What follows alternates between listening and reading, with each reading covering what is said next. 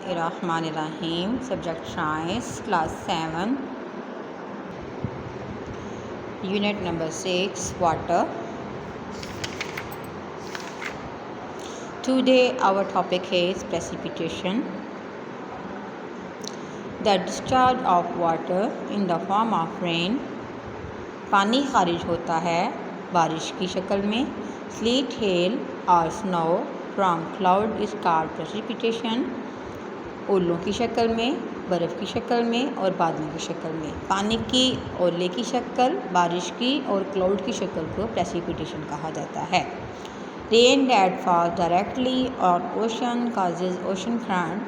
जब बारिश का पानी डायरेक्ट समंदरों की सतह पर गिरता है तो वो समंदर में मौजूद पानी को इंक्रीज़ करता है। बारिश का ये पानी जब समंदरों पे गिरता है तो वो समंदर के अंदर मौजूद मरीन स्पीशीज़ जो हैं उनको खुराक प्रोवाइड करने में अहम किरदार अदा करता है।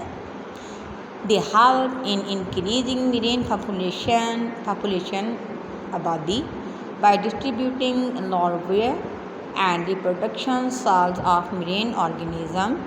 बारिश का ये पानी समंदरी अशरात को भरने में और उनकी पैदावार बढ़ाने में अहम किरदार अदा करता है।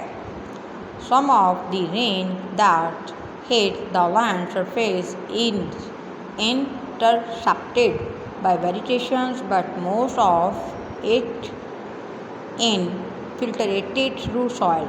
कुछ बारिश का पानी हमारी फसलों को सैराब करने में अहम किरदार अदा करता है, जो हमें वेजिटेशन हमारी ज़राअत को सैराब करने का काम करता है। और कुछ पानी ऐसा होता है जो साफ़ होकर ज़मीन में जज़ब हो जाता है। Rain that falls on river and stream. जब बारिश का पानी हमारे नदियों पर, हमारे दरियाओं पर पड़ता है तो वो पानी नदी या दरिया का हिस्सा बन जाता है। Living organism utilise rain water to maintain their life activities. जिंदा अजसाम जो हैं इनको अपनी ज़िंदगी को रवां दवा रखने के लिए पानी की ज़रूरत पड़ती रहती है। तो नाउ स्टूडेंट, ये जो पानी है ये इंसान को दुनिया में एक हालत में नहीं मिलता, बल्कि पानी की कई हालतें होती हैं। उनमें पानी ओले की शक्ल में भी होता है, बर्फ़ की शक्ल में भी होता है और स्ट्रीम यानी कि लिक्विड की शक्ल में भी होता है। It effect different process of ecosystem, soil drainage, infiltration, soils, temperature, evaporation and uptake of water by plant are directly influenced by the amount and timing precipitation. These processes in turn affect the biotic process, including food productions by plant. समंदर के अंदर मौजूद समुद्री हयात को अपनी खुराक पैदा करने के लिए बारिश का पानी अहम किरदार अदा करता है। इसके अलावा समंदर में मौजूद जो पौधे होते हैं उनको भी बारिश के पानी से तरोताज़गी मिलती है। नेक्स्ट टॉपिक है हमारा run off. River flow across land and run off water. दरियाओं का पानी जब बहता हुआ ज़मीन से बहता हुआ गिरता है, this run of waters move toward ocean, तो ये समंदरों की तरफ मुड़ जाता है। It more water run of through land. ज़्यादातर पानी ज़मीन की तरफ मुड़ता है। इट में increase the chance of the flood. जब ऐसी हालत होती है यानी कि जब पानी किसी मैदानी इलाके में रुक जाता है या खड़ा हो जाता है तो वहाँ पर सैलाब की शक्ल इख्तियार कर जाता है। ओवरफ्लोइंग ऑफ रिवर यानी कि जब दरियाओं में पानी ज़रूरत से ज़्यादा बढ़ जाता है, ओवरफ्लोइंग, तो वो फिर पानी दरियाओं का बाहर निकलकर सैलाब की शक्ल इख्तियार कर जाता है। Human use this water by making canal and dam on river. इंसान जो हैं इस पानी का इस्तेमाल करते हैं डैम बनाने में। दरियाओं पर डैम बांधे जाते हैं और उन डैमों की मदद से हम अपनी फसलों को सैराब करते हैं।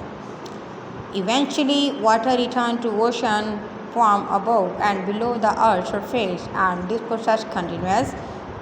ताहम इसी तरह समंदर का पानी, दरियाओं का पानी समंदर में गिरता है और समंदर का पानी इसी तरह अपनी ज़िंदगी को रवां दवा रखता है। ये देखिए उन्होंने आगे हमें पिक दी हुई है कि पानी कैसे प्रेसिपिटेशन की हालत में ज़मीन पर गिरता है। पहले पानी सूरज की धूप से एवोपरेट होता है, एवोपरेट होकर वो आबी बुखारात में तब्दील हो जाता है आबी बुखारात बनने के बाद वो बादल की शक्ल इख्तियार कर जाता है, यानी कि जब वो आबी बुखारात किसी सर्द इलाके से गुजरते हैं तो वो कंडेंसेशन की शक्ल इख्तियार कर जाते हैं। जब पानी का वज़न हवा में ज़्यादा हो जाता है और हवा हमारे पानी को उठा नहीं सकती है तो वो फिर पानी बारिश की शक्ल में ज़मीन की तरफ गिरना शुरू कर देता है। ये देखें, ये है पानी, यानी कि जब पानी यहाँ ज़मीन पर गिरता है तो कुछ ऐसे इलाके होते हैं जहाँ पर पानी सैलाब की शक्ल इख्तियार कर जाता है और यही पानी जो है हमारी समुद्री हयात को भी ज़िंदगी रवां दवा करने में मदद देता है। तो नाउ स्टूडेंट, आज का जो आपका टॉपिक था वो था प्रेसिपिटेशन। आपने इसको अच्छी तरह से लर्न करना है, अंडरस्टैंडिंग करनी है और इसको रीड भी करना है। ओके स्टूडेंट, अल्लाह हाफिज़, अपना ख्याल रखिएगा।